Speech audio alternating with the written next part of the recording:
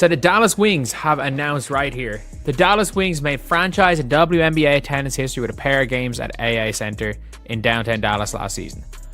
Am I not mistaken to say that the Fever games were the ones that broke the record? It says here the 3 games Dallas will host, or is it just Fever? The 3 games Dallas will host. The Dallas Wings just made franchise history, and it has absolutely nothing to do with basketball. They've announced 3 games at the American Airlines Center for the 2025 season. Their massive NBA arena that holds over 19,000 fans. One against Chicago in July, one against Golden State in August, and one against Indiana on August 20th. Now, here's what makes this fascinating. Those aren't just random games. They're moving to the big venue. This is a calculated business decision that reveals exactly how the entire league is planning to capitalize on the Caitlin Clark effect next season. We've only played at Wings once in Dallas. Like, they would play, both games would be at the would be in a big arena. The reality is that the Sky are probably going to move their they played them twice in Chicago. So the Fever, I'm just trying to think. There's 44 games, and I think you play every team 3 times. So there's going to be 15 teams next year, so that's 42. So who are the 2 teams? Because let's be clear about what's happening here. The Dallas Wings played in their standard arena all last season. They had normal attendance numbers for a mid-tier WNBA franchise. Then the Fever came to town, and suddenly they're breaking franchise attendance records.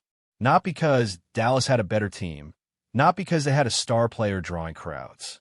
It was one game, one visiting player. And that single matchup generated more revenue than multiple home games combined. So, when the 2025 schedule dropped, Dallas was the first team to publicly announce they're moving Fever games to their premium venue. They won't be the last. Then they have 5 home games in their first 6. Like, that is kind of crazy. That is kind of crazy. Like,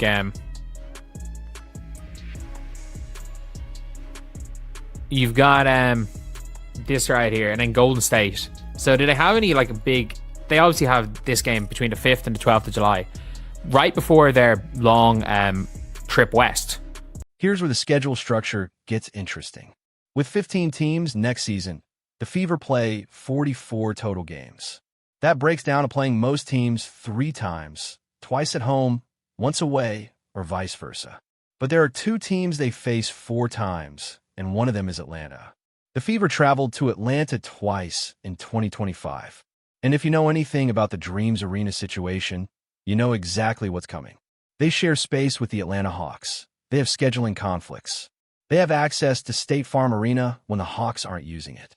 Both of those Fever games are getting moved to the big building. That's not speculation. That's basic business, man. Twice away.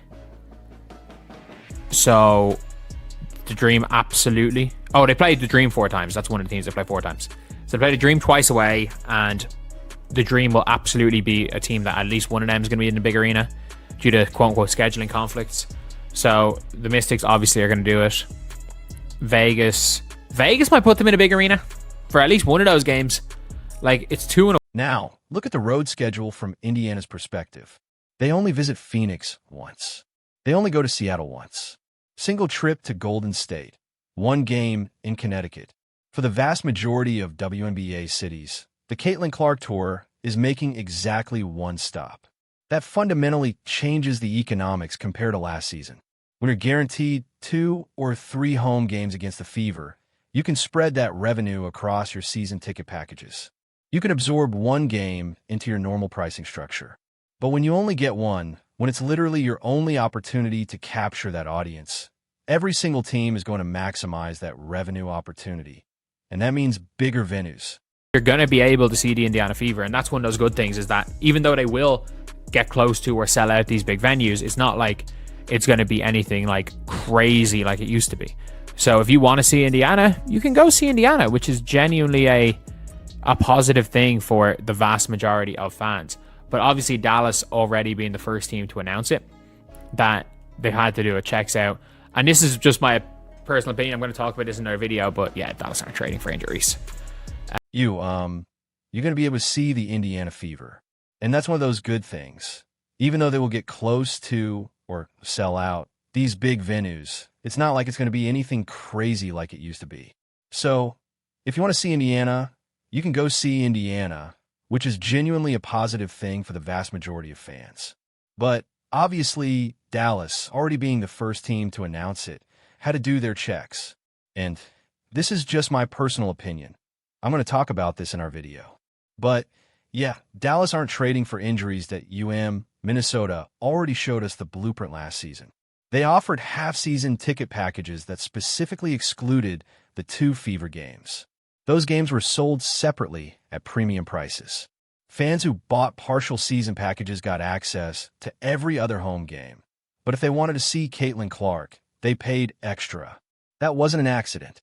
That was Minnesota's front office recognizing they had a premium product and pricing it accordingly. Now, the Fever play in Minnesota twice again in 2025. Target Center has an upper bowl they can open for big games. Both of those matchups are getting the full arena treatment, and you can guarantee they're getting the premium pricing treatment too. The 2 Fever games. The 2 Fever games in Minnesota, which, by the way, they played a Fever twice in Minnesota. Those Indiana Fever games did not count as, on their half-season tickets. So, yeah, I can see the Indiana Fever doing something like that next year, and I could see them going and really, making it something that, teams, the Fever now aren't playing 3 times in some arena. The Chicago Sky situation is even more obvious. The Fever travel to Chicago twice next season. The Sky play in Wintrust Arena, which holds just over 10,000 fans. But they have access to the United Center, the massive building where the Bulls play, with a capacity over 20,000. Last season, the Sky moved 1 Fever game to the United Center, and it was a massive success. Sold out weeks in advance and generated more revenue than any other home game in franchise history. So, this season, when they have 2 opportunities, both games are going to the big arena. That's not even a question. The only question is how fast those tickets sell out. Indiana only going to your city once means that it's going to be very, very likely that they're going to be big sellouts and they're going to be big games. And I mean it. I genuinely mean it, that it's going to be a good thing for the Fever. It's going to be a good thing because, again, there's no overexposure to Indiana Fever or Caitlin Clark. The tour only shows up once. It's only making 1 stop in the vast majority of away arenas. So yeah, let me know what you guys think. Here's what this means for the broader narrative about the WNBA's growth. We spent all of last season debating whether the Caitlin Clark effect was real or manufactured, whether the attendance spikes were sustainable, whether casual fans would actually show up, or if it was just social media hype. Well, now we have our answer. Teams are making multi-million-dollar facility decisions based on one player's road schedule. The Dallas Wings aren't moving games to American Airlines Center on a whim. That venue costs significantly more to operate. They need to be confident they can sell 15,000 to 20,000 tickets to justify that expense, and they're confident enough to announce it in December, 8 months before the season starts. The Las Vegas Aces play the Fever twice at home in 1 week. Michelob Ultra Arena holds 12,000 fans, but Vegas has access to T-Mobile Arena when it's available, the building where the Golden Knights play, with a capacity over 17,000. At least one of those Fever games is getting upgraded. Probably both, because Vegas isn't leaving that money on the table. Washington plays Indiana once at home. The Mystics have Entertainment and Sports Arena, which holds around 4,000 fans, but they also have access to Capital One Arena when the Wizards aren't using it. That Commissioner's Cup game against the Fever, it's go to the big building, guaranteed. The Mystics aren't going to host the league biggest draw in their smallest venue when they have a 20,000-seat arena sitting empty. The LA Sparks already announced their Fever game is moving back to Crypto.com Arena. That's the venue where the Lakers play, with over 18,000 capacity. They moved the game there last season, and it was their highest attended game in franchise history. So, this season, it wasn't even a discussion. The announcement came out with the schedule release. Portland plays in the Moda Center, which is already an NBA arena. They don't need to move venues, but they're absolutely going to open the upper decks for that Fever game. Same with Golden State at Chase Center. These teams are playing in premium facilities already, but they're going to maximize capacity specifically for Indiana's visit. Here's the part that's easy to miss in all of this. The Fever are only playing in small arenas for maybe 2 or 3 road games all season. Out of 22 away games, somewhere between 18 and 20 are going to be in venues with 15,000 plus capacity. That's a complete reversal from how the WNBA has operated for its entire existence.